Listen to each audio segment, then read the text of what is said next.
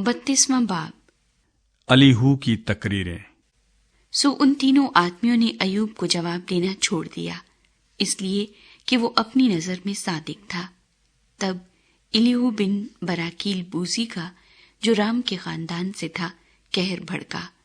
उसका कहर अयूब पर भड़का इसलिए कि उसने खुदा को नहीं बल्कि अपने आप को रास्त ठहराया, और उसके तीनों दोस्तों पर भी उसका कहर भड़का इसलिए कि उन्हें जवाब तो सूझा नहीं, तो भी उन्होंने अयूब को मुजरिम ठहराया। और इलीहू अयूब से बात करने से इसलिए रुका रहा कि वो उससे बड़े थे। जब इलीहू ने देखा कि उन तीनों के मुंह में जवाब न रहा, तो उसका कहर भड़क उठा। और बराकील बूजी का बेटा इलीहू कहने लगा, मैं जवान हूं और तुम बहुत उम्र रसीदा हो, इसलिए मैं रुका रहा और अपनी राय देने की जुर्रत ना की। मैंने कहा, साल खुर्दा लोग बोले और उम्र रसीदा हिकमत सिखाए, लेकिन इंसान में रूह है और कादर मुतलिक का दम खिर्द बख्शता है। बड़े आदमी ही अक्लमंद नहीं होते और उम्र रसीदा ही इंसाफ को नहीं समझते। इसलिए मैं कहता हूं, मेरी सुनो, मैं भी अपनी राय दूंगा।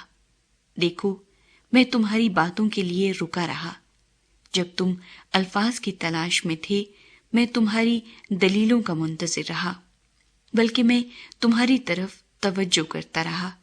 और देखो, तुम में कोई न था जो अयूब को कायल करता या उसकी बातों का जवाब देता। खबरदार ये न कहना कि हमने हिकमत को पा लिया है। खुदा ही उसे लाजवाब कर सकता है, न कि इंसान, क्योंकि न उसने मुझे अपनी बातों का निशाना बनाया, न मैं तुम्हारी सी तकरीरों से उसे जवाब दूंगा। वो हैरान है, वो अब जवाब नहीं देते, उनके पास कहने को कोई बात न रही। और क्या मैं रुका रहूं इसलिए कि वो बोलते नहीं, इसलिए कि वो चुपचाप खड़े हैं और अब जवाब नहीं देते? मैं भी अपनी बात कहूंगा, मैं भी अपनी राय दूंगा, क्योंकि मैं बातों से भरा हूं और जो रूह मेरे अंदर है वो मुझे मजबूर करती है। देखो, मेरा पेट बेनकाज शराब की मानिंद है, वो नई मशकों की तरह फटने ही को है।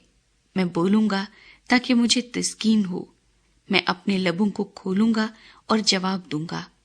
ना मैं किसी आदमी की तरफदारी करूंगा, ना मैं किसी शख्स को खुशामद के खिताब दूंगा, क्योंकि मुझे खुशामद के खिताब देना नहीं आता, वरना मेरा बनाने वाला मुझे जल्द उठा लेता।